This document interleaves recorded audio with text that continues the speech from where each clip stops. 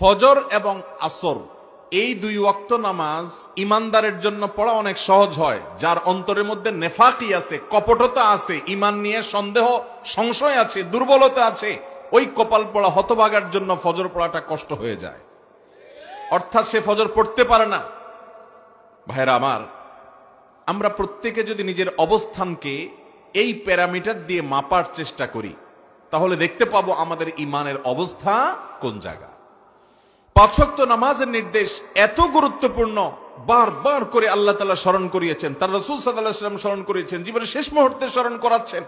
কারণ এই নামাজ ছাড়া আখিরাতে একটা কদম আমরা সামনে আগাতে পারবো। প্রতিটা কদমে এই নামাজের প্রভাব আমাদের থাকবে। চেহারার উজ্জ্বলতা থাকবে ওযুর কারণে, সিজদার অঙ্গগুলো আলোকিত থাকবে সালাতের কারণে।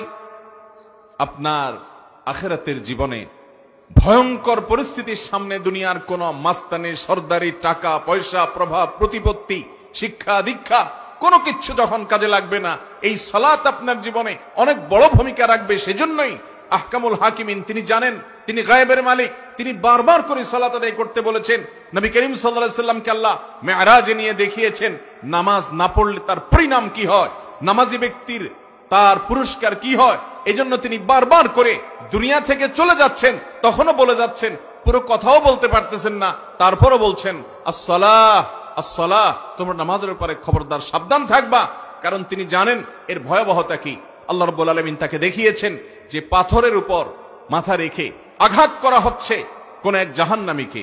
জিজ্ঞাসা করলেন এর অপরাধ কি? বলা হলো, হে আল্লাহর রাসূল, এর অপরাধ হলো সে ফরজ নামাজ না পড়ে ঘুমিয়ে থাকতো, অলসতা করত, অবহেলা করত, ওয়াক্তকে ওয়াক্ত ফরজ নামাজ চলে গেছে, তার বুক কাঁপে নাই, সে নামকে আস্তে মুসলমান ছিল। এই জন্য জটিল এবং কঠিন শাস্তি তাকে দেওয়া হচ্ছে।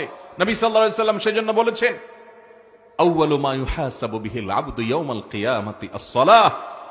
ও মুসলমান, তোমার মৃত্যুর পর তোমার রবের সামনে তোমাকে দাঁড়াতে হবে, কিয়ামতের ময়দানে একত্র হতে হবে। এই জীবনের প্রতিটি পা ফেলার জন্য হিসাব দিতে হবে, প্রতিটা ছোট বড় কর্মের জন্য জবাবদিহি করা লাগবে। যা খুশি তা করে চলে যাবে, দুনিয়াতে পার পেয়ে যাব।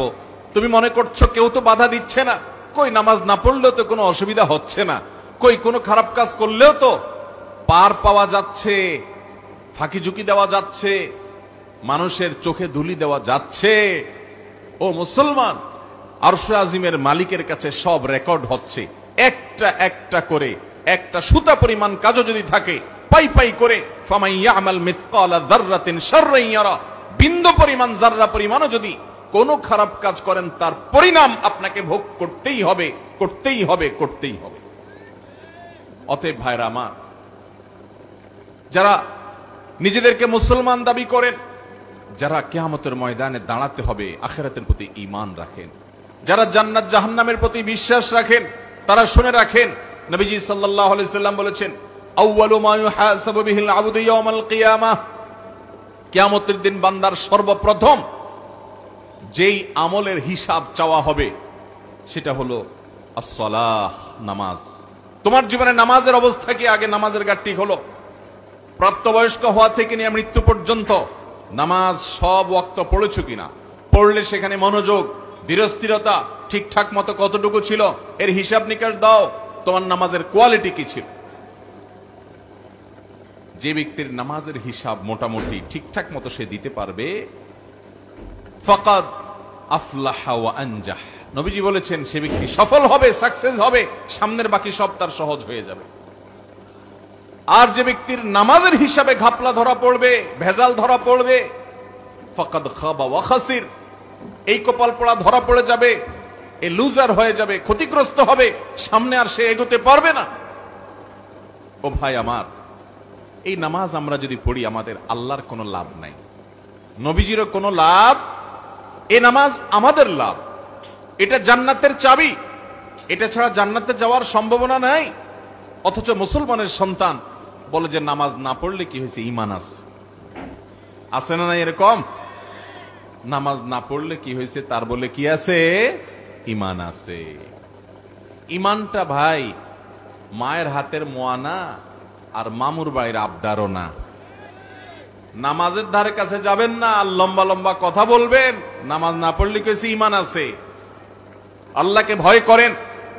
এই সমস্ত উদ্ভট এবং এই সমস্ত দাম্ভিকতাপূর্ণ কথা পরিহার করেন। ভাইরা আমার, এটা ঠিক যে ফোকায়ে কেরামের মধ্যে মত পার্থক্য আছে। অনেক ইমামগণ বলেছেন ইচ্ছাকৃত ঠান্ডা মাথায় যে মুসলমান নামাজ পড়ে না, বসে বসে খেলা দেখে ঘন্টাকে ঘন্টা